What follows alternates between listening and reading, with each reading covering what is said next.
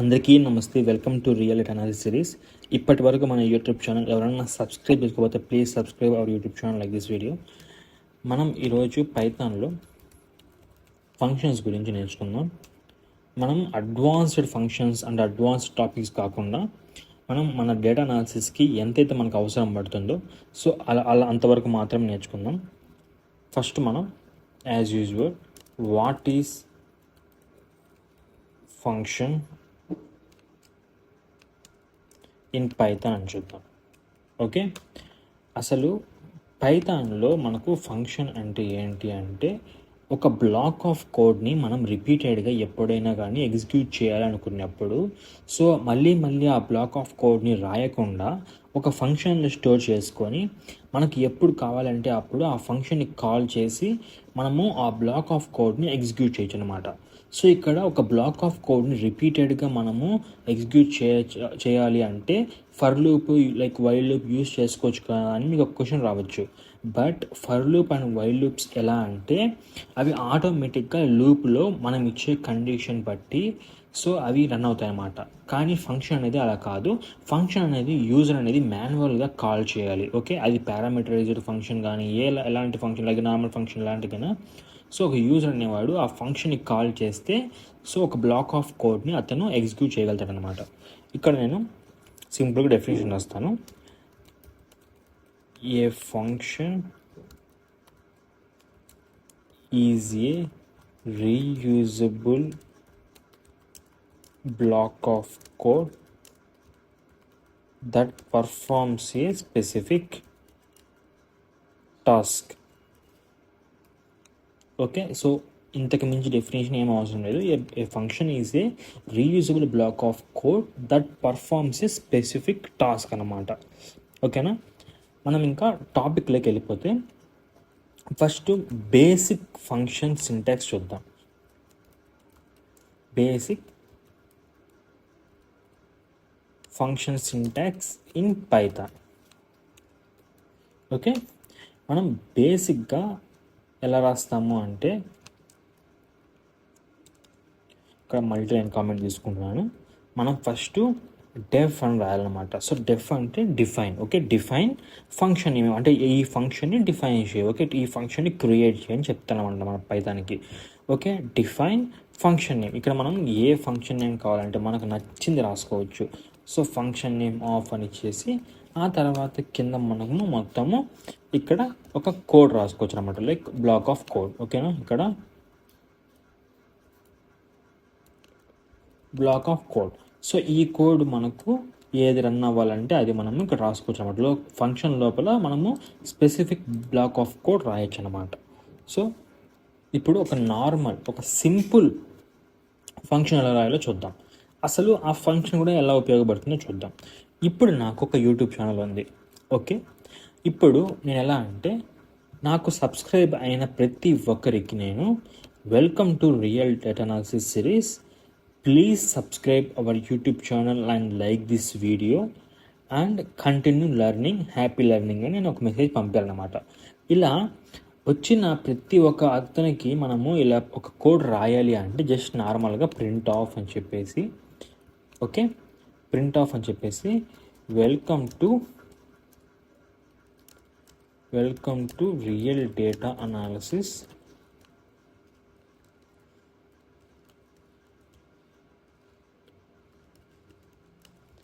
Keep learning and like this video అని ఇలా ఇంత పెద్ద టెక్స్ట్ ఇవ్వాలంటే వచ్చిన ప్రతి ఒక్కరికి మనం ప్రతిసారి ఇది రాయాలి అంటే మనకు 1 to 2 minutes వేస్ట్ అయిపోతుంది అనమాట. సో మనం ఏం చేయొచ్చు అంటే దీన్ని ఇది ఒక బ్లాక్ ఆఫ్ కోడ్ లాగా మనం అనుకోవాలి ఇప్పుడు. సో ఈ బ్లాక్ ఆఫ్ కోడ్ని నేను ఒక ఫంక్షన్లో పెడుతున్నాను. సో ఆ ఫంక్షన్కి నేను ఏమి ఇస్తున్నానంటే గ్రీడ్ అని ఇస్తున్నాను అనమాట, లేకపోతే జస్ట్ లైక్ ఇన్ఫో అని ఇస్తాను నేను. Okay, info of. ఓకేనా, ఇన్ఫో ఆఫ్. సో మనము ఇక్కడ like if conditions, for loop ఇవి రాసేటప్పుడు ఎలా అయితే ఇండెంటేషన్ ఇస్తామో మనం ఇక్కడ వన్ ట్యాబ్ ఆఫ్ స్పేస్ ఇవ్వాలన్నమాట. ఓకేనా, మనము ఫంక్షన్ని రాసిన తర్వాత కాల్ని చేసిన తర్వాత డైరెక్ట్గా ఎంటర్ చేస్తే అది ఆటోమేటిక్గా 1 ఇండెంటేషన్ స్పేస్ తీసుకుంటుంది. ఓకే, ఇక్కడ ముందర ఉండే దాన్ని. ఓకేనా, సో ఇప్పుడు నేను దీంట్లో రాయాల్సి అన్నమాట నెక్స్ట్ ఇప్పుడు ఎవరైనా సబ్స్క్రైబర్ వస్తే నేను జస్ట్ ఈ ఫంక్షన్ని కాల్ చేశానంటే లైక్ ఇన్ఫో ఆఫ్ అని కాల్ చేశానంటే నాకు ఆటోమేటిక్గా welcome to real data analysis keep learning and like this video అని మనకు ప్రింట్ అయిపోతుంది. సో మళ్ళీ మనము ఇలా welcome to real data analysis series keep learning అని ప్రతిసారి రాయకుండా సో మనము జస్ట్ ఇలా ఒక ఫంక్షన్లో ఆ బ్లాక్ ఆఫ్ కోడ్ని స్టోర్ చేసుకొని మనం ఆ ఫంక్షన్ని కాల్ చేస్తే సరిపోతుంది అన్నమాట. ఇప్పుడు దీనివల్ల అసలు ఏం యూజ్ ఉంది మనకు అంటే సో మనము ఫంక్షన్ విత్ పారామీటర్స్ చూద్దాం.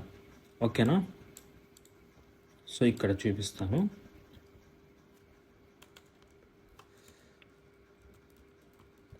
ఫంక్షన్స్ విత్ పారామీటర్స్ అంటే ఎలా అంటే ఇప్పుడు నేను సేమ్ దీన్నే సో ఇలా జస్ట్ ఇలా రాస్తే మనకు పెద్ద యూజ్ ఉండకపోవచ్చు. నేను ఇప్పుడు ఏం చేస్తానంటే ఇక్కడ నేను ఈ నేమ్ అని ఇస్తున్నా. సో మనము ఈ పెరాన్సిస్ లోపల ఫంక్షన్లో ఈ పెరాన్సిస్ లోపల ఏమైతే రాస్తామో వాటిని ఆర్గ్యుమెంట్స్ అంటారు. Okay, parameters. ఆ పారామీటర్స్ మనము యూజర్ నుంచి తీసుకోవచ్చు. యూజర్ నుంచి అంటే ఇప్పుడు నేను ఎవరైతే నా యూట్యూబ్ ఛానల్ సబ్స్క్రైబ్ చేయడానికి వస్తారో నేను వాళ్ళ నేమ్ ఎంటర్ చేయని వాళ్ళకి పంపించాలా.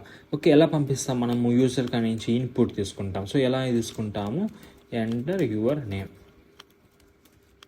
సో ఎంటర్ యువర్ నేమ్ అని చేస్తే వాళ్ళు నేమ్ ఎంటర్ చేస్తారు.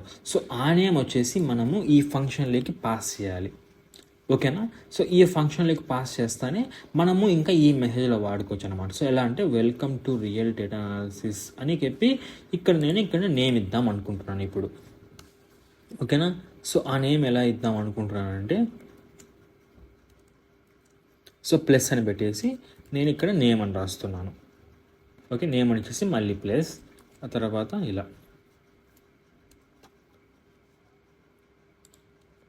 ఓకేనా, సో ఇప్పుడు నేను రన్ చేశానంటే సో ఇవి పైన రాసిన దాన్ని నార్మల్ ఫంక్షన్ని నేను కామెంట్ చేస్తున్నాను. సో కామెంట్ చేసిన తర్వాత ఇప్పుడు మనం దీన్ని రన్ చేస్తే ఏమవుతుందో చూద్దాం.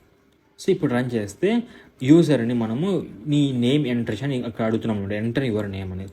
సో ఇప్పుడు నేనే ఒక సబ్స్క్రైబర్ అయితే లైక్ నేను జ్ఞానేష్ ఎంటర్ చేసి ఎంటర్ ఇవ్వగానే see here welcome to real data analysis Gyanesh keep learning and like this video అని వచ్చేసింది అనమాట. సో ఈ విధంగా మనము ఫంక్షన్స్ విత్ పారామీటర్స్ అని యూజ్ చేసుకోవచ్చు. నేను కొత్త సబ్స్క్రైబర్ వచ్చినప్పుడల్లా ఈ ప్రింట్ అనే ఈ పెద్ద మెసేజ్ రాయకుండా నేను ఇలా ఒక ఫంక్షన్లో స్టోర్ చేసుకొని అతని నేమ్ను రీప్లేస్ చేస్తూ ఇలా పారామీటర్స్ కూడా మనము ఫంక్షన్లో యూజ్ చేసుకోవచ్చు అనమాట. Not only single parameter. So మనకు అప్పుడప్పుడు మల్టిపుల్ పారామీటర్స్ యూజర్ కాడి నుంచి తీసుకోవాల్సి వస్తుంది అనమాట. సో ఎలా అంటే సో ఒక ఫంక్షన్ క్రియేట్ చేస్తున్నాను,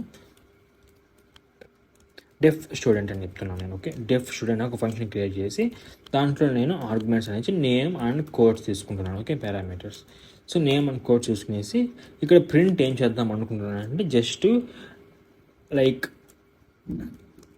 name is okay name is learning అని చెప్పి ఇక్కడ నేను కోడ్స్ అని రాస్తున్నాను అనమాట. సో మనకు అప్పుడు ఎలా వస్తుంది, ఫర్ ఎగ్జాంపుల్ ఇక్కడ నేను జ్ఞానేష్ పైథాన్ ఇచ్చానంటే so Gnanesh is learning Python అని వస్తుంది అనమాట. సో ఇలా మల్టిపుల్ పారామీటర్స్ కూడా యూజర్ నుంచి తీసుకోవచ్చు. సో ఇప్పుడు నేను ఇక్కడ సో యూజర్ నుంచి తీసుకోకుండా నేను డైరెక్ట్గానే ఇక్కడ ఇచ్చేస్తున్నాను నేను. సో ఇక్కడ వచ్చేసి జ్ఞానేష్ అండ్ కోడ్స్ వచ్చేసి నేను పైథాన్ అని ఇస్తున్నాను. సో మనము ఇప్పుడు దీన్ని రన్ చేస్తే నాకు see here Gyanesh is learning Python వచ్చింది అనమాట. సో మనము ఈ విధంగా కూడా మనము మల్టిపుల్ పారామీటర్స్ యూజ్ చేసుకోవచ్చు. ఓకేనా, నెక్స్ట్ ఇలా మనం ప్రింటే కాకుండా ఫంక్షన్స్లో మనం రిటర్న్ అని ఒకటి యూజ్ చేయొచ్చు అనమాట. రిటర్న్. సో ఈ రిటర్న్ ఏం చేస్తుందంటే ఈ రిటర్న్ కీవర్డ్ అనేది వాల్యూని మళ్ళీ కాలర్కే సెండ్ చేస్తుంది. అంటే ఎలా అంటే ఇక్కడ నేను చూపిస్తాను. మనం ఫర్ ఎగ్జాంపుల్కి ఒక చిన్న ఫంక్షన్ క్రియేట్ చేద్దాం, యాడ్ అనే ఫంక్షన్ క్రియేట్ చేద్దాం. So add of a comma b అని తీసుకుందాం. Add of a comma b అని తీసుకొని ఇక్కడ మనం ప్రింట్ రాయకుండా రిటర్న్ రాస్తున్నాం a plus B.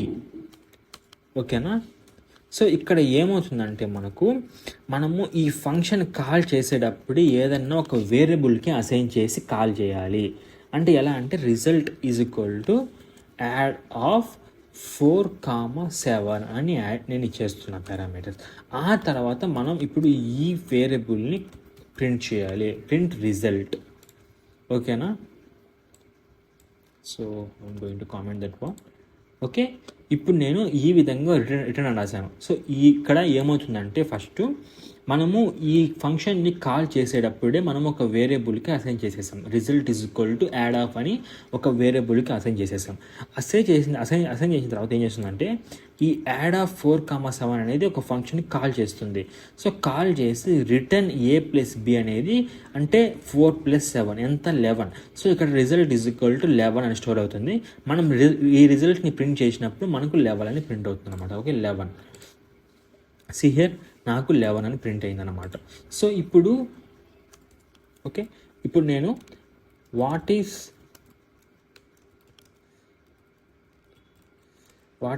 Difference between return and print అని చెప్పాలా అంటే మీకు ఒక చిన్న ఎగ్జాంపుల్తో మనం మాట్లాడుకుందాం. ఓకే, సో ఒక ఎగ్జాంపుల్తో మాట్లాడుకుంటే నేను ఇదే తీసుకుంటాను మళ్ళీ. ఓకేనా, ఇదే తీసుకుంటున్నాను, కాపీ అండ్ ఇక్కడ పేస్ట్ చేస్తున్నాను. సో మనకు ఇది ఎలా అంటే ఇక్కడ నేను ఇది తీసేసి ప్రింట్ అని చేస్తున్నాను అనమాట. ఓకే, ఇక్కడ ప్రింట్ అని చేస్తున్నా, రిటర్న్ కాకుండా ఓకే ప్రింట్ అని చేశాను. నెక్స్ట్ మళ్ళీ నేను దీన్నే మళ్ళీ కాపీ చేసి కింద పేస్ట్ చేస్తున్నా. కింద పేస్ట్ చేసి ఇక్కడ నేను రిటర్న్ అని ఇస్తున్నాను అనమాట. Okay, return.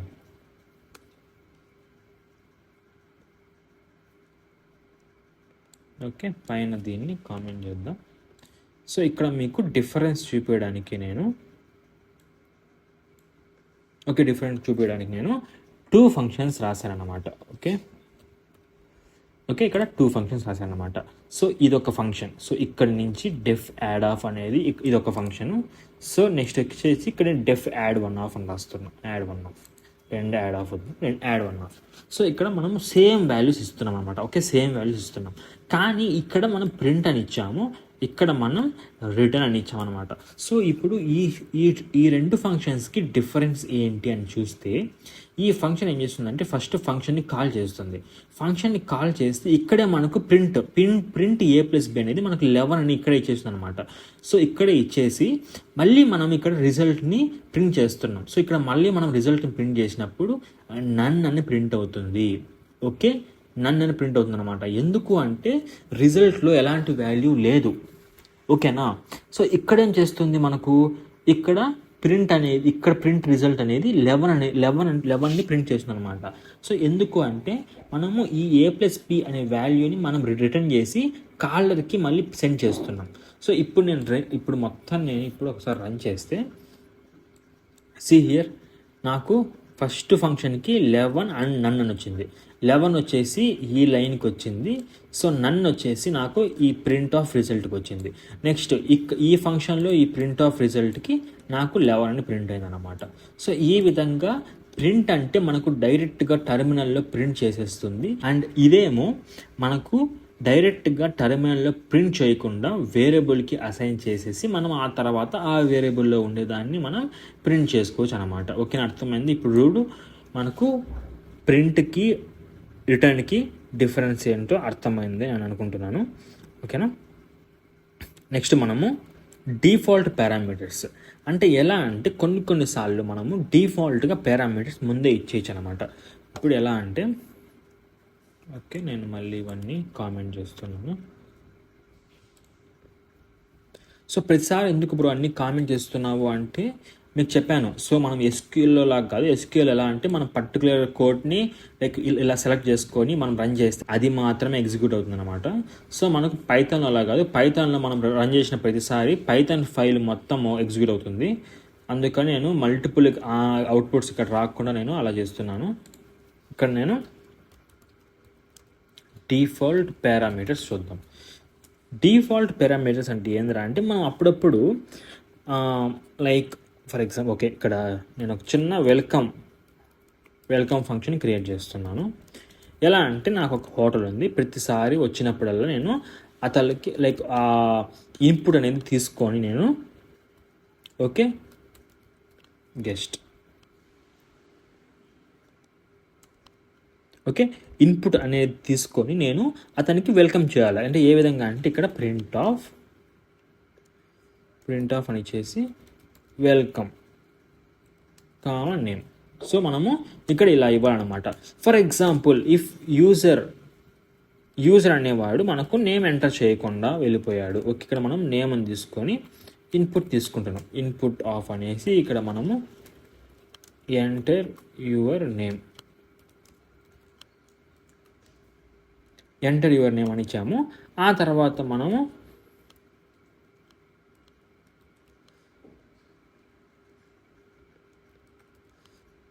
Okay welcome of name అని మనము కాల్ చేస్తే మనకు అవుట్పుట్ వస్తుంది అనమాట.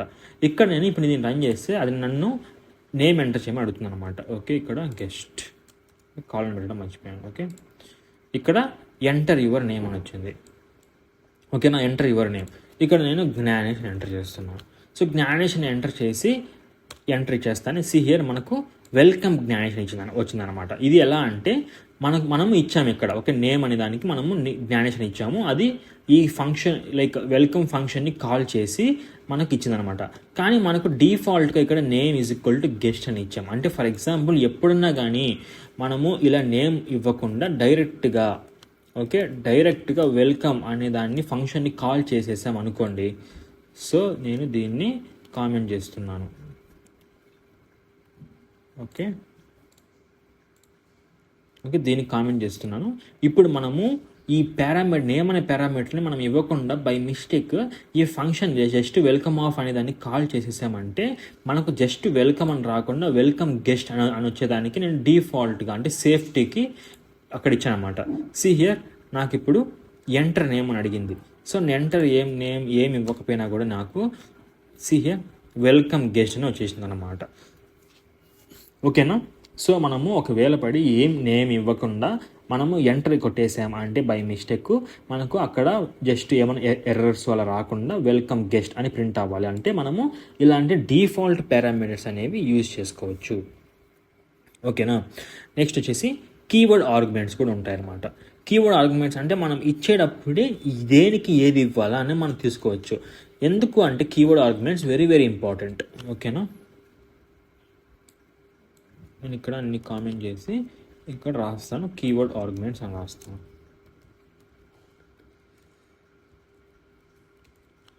కీవర్డ్ ఆర్గ్యుమెంట్స్ అనేవి వెరీ వెరీ ఇంపార్టెంట్ అనమాట. ఎందుకు కీవర్డ్ వెరీ వెరీ ఇంపార్టెంట్ అంటే మనము ఎప్పుడన్నా కానీ మల్టిపుల్ పారామీటర్స్ ఇచ్చేటప్పుడు సో ఇక్కడ నేను లైక్ ఇన్ఫో ఆఫ్ అని ఇస్తున్నా.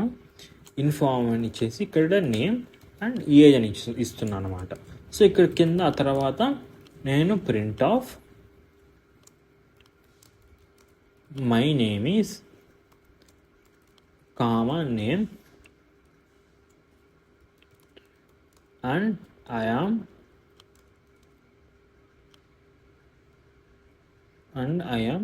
ఏజ్ ఓల్డ్ అనమాట. ఏజ్ ఓల్డ్ అని ఇస్తున్నా. ఓకేనా.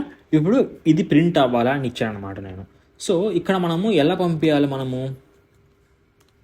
ఇప్పుడు ఈ ఫంక్షన్ని కాల్ చేయాలంటే ఇన్ఫో ఆఫ్ ఫస్ట్ నేమ్ ఇవ్వాలా.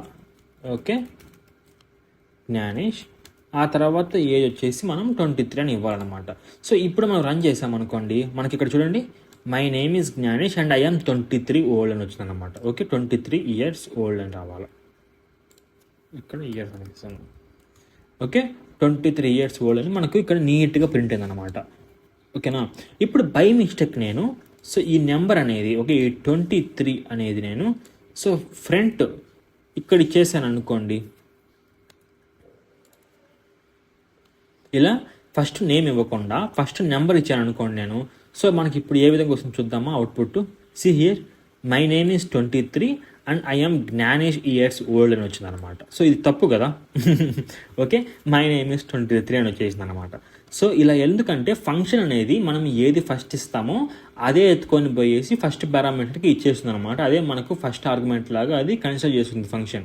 సో అలా మనకు అలాంటి ఎర్రర్స్ రాకూడదు, ఎక్కడ ఇచ్చినా మనకు అవుట్పుట్ రావాలి నీట్గా అనేటప్పుడు మనము ఎలా అంటే కీవర్డ్ ఆర్గ్యుమెంట్స్ అంటే ఏం లేదు, మనము ఇక్కడ పారామీటర్స్ నేమ్స్ ఇచ్చాం కదా, సో అవి మనం ఇక్కడ ఇవ్వాలి. అంటే ఏజ్ ఈజ్ ఈక్వల్ టు 23, ఇక్కడ మనం name is equal to Gyanesh అని ఇస్తే ఇప్పుడు మనం రివర్స్ అంటే మనం జ్ఞానేష్ ఫస్ట్ ఇవ్వకుండా ఏజ్ సెకండ్ ఇవ్వకుండా ఇట్లా మనం తప్పుగా ఇచ్చినా కానీ మనకు కరెక్ట్ అవుట్పుట్ వస్తుంది ఈ విధంగా. So my name is Gnanesh and I am 23 years old అని నీట్గా వస్తుంది అనమాట.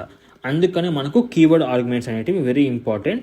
మనం ఎప్పుడన్నా కానీ అలా ఫంక్షన్ని కాల్ చేసేటప్పుడు ఆ పారామీటర్స్ మనం సరిగ్గా ఇవ్వకుండా ఉంటే ఇలా కీవర్డ్స్ యూజ్ చేస్తే మనం ఎలా ఇచ్చినా కూడా ఆర్డరు అది ఆటోమేటిక్గా నీట్గా ప్రింట్ చేసుకుంటుంది అనమాట. ఓకేనా. Next one arbitrary arguments. So arbitrary arguments అంటే మల్టిపుల్ ఆర్గ్యుమెంట్స్ అనమాట. మనం ఆర్బిటరీ ఆర్గ్యుమెంట్స్ ఎప్పుడు యూజ్ చేస్తామంటే మనకు పర్టికులర్ లైక్ అన్నోన్ మనకు ఇన్ని నెంబర్ ఆఫ్ ఆర్గ్యుమెంట్స్ ఉన్నాయని మనకు తెలియనప్పుడు మనము ఇలా ఆర్బిటరీ ఆర్గ్యుమెంట్స్ అని యూజ్ చేస్తాం. ఈ ఆర్బిటరీ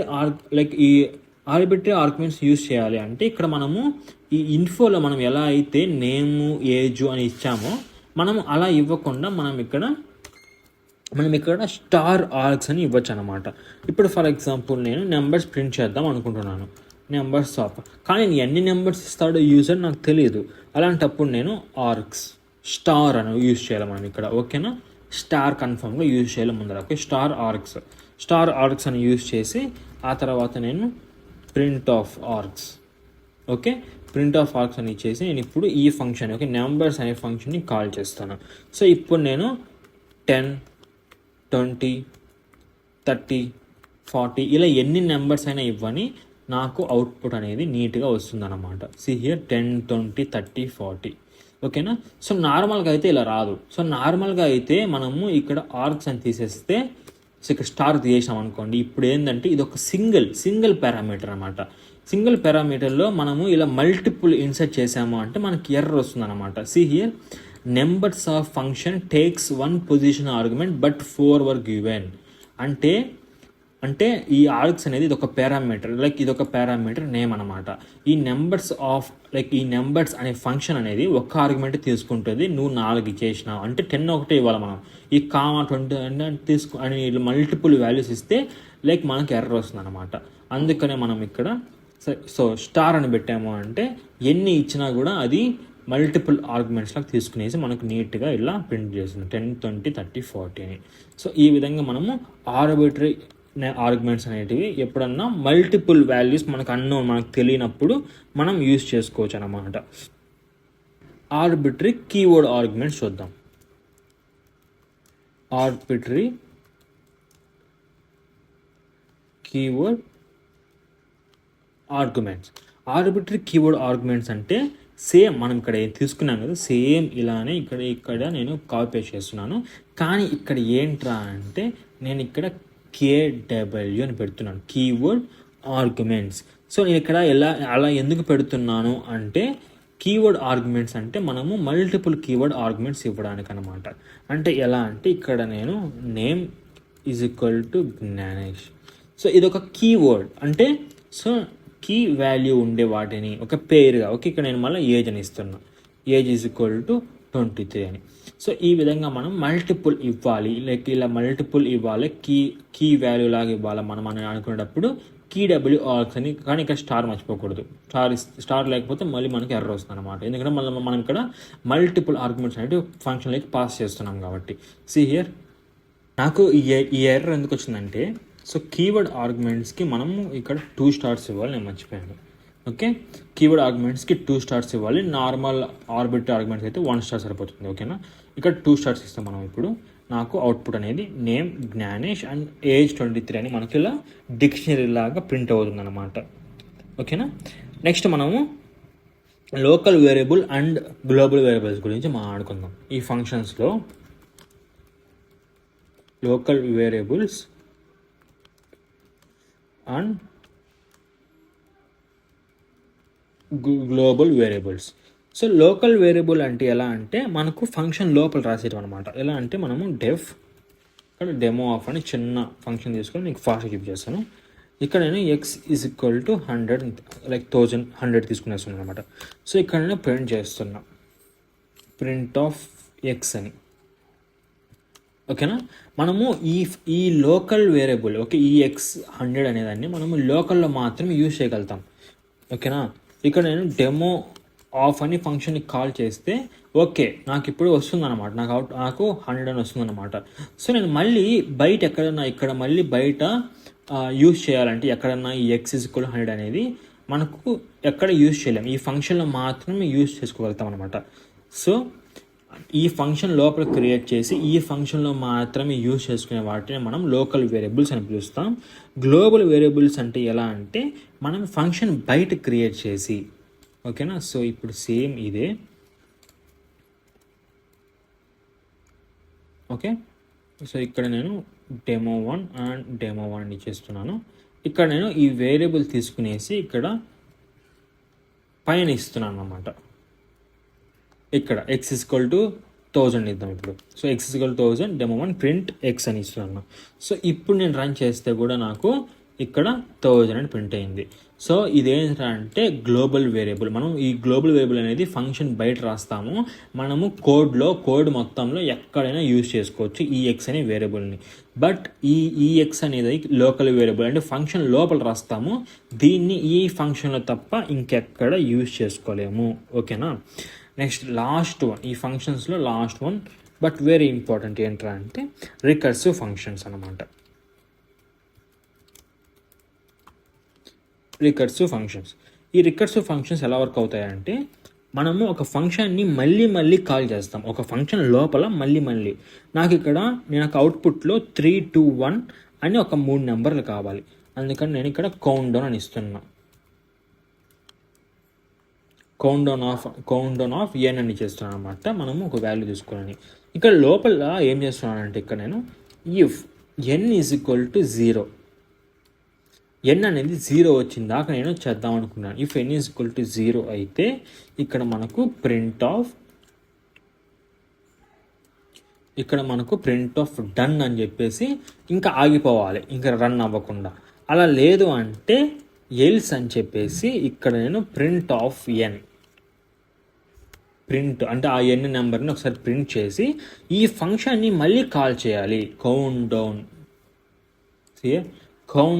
ఆఫ్ n మళ్ళీ కాల్ చేస్తే ఇంకది లైక్ ఇన్ఫినిటీ లూప్ అవుతూనే ఉంటుంది అనమాట. కానీ మనం ఇక్కడ ఆర్గ్యుమెంట్ని ఒకటి డిక్రీజ్ చేయాలి, లైక్ కౌంట్ ఆఫ్ n-1 అనమాట. ఇప్పుడు నేను ఈ కౌంట్ డౌన్ ఆఫ్ 3 అని కాల్ చేస్తున్నాను. ఈ కౌంట్ డౌన్ ఫంక్షన్ని 3తో కాల్ చేస్తున్నా. 3తో కాల్ చేస్తే సీ హియర్ మనకు 3, 2, 1 డన్ అని వచ్చింది అనమాట. ఇది ఏం చేస్తుందంటే ఈ రికర్సివ్ అంటే మనకు ఈ ఫంక్షన్ లోపలే మళ్ళీ కాల్ చేస్తుంది అనమాట.